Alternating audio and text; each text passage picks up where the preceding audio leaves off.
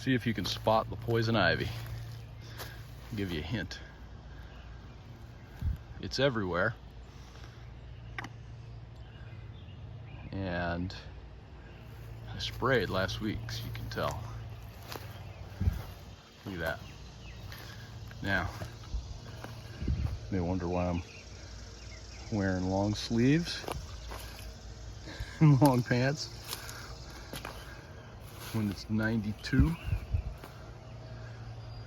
Because I brushed up against some of this and didn't know it. Hopped in the shower, grabbed a washcloth, did the usual process, you know, run the washcloth all over your whole body. Next thing you know, I had poison ivy spots all over my body, itching like crazy. So this is all going. Sprayed it last week. I think I'll hit it again this week, just because I have a whole nother bottle of spray, and I'll probably go tackle that area back there. But you can see the fallen branches, some of the bigger ones that I've hauled out from the back. Got to saw those up into smaller limbs and take them out.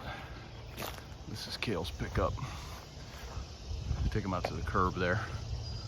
Town picks them up, which is handy.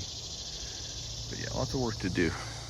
All right, more to come.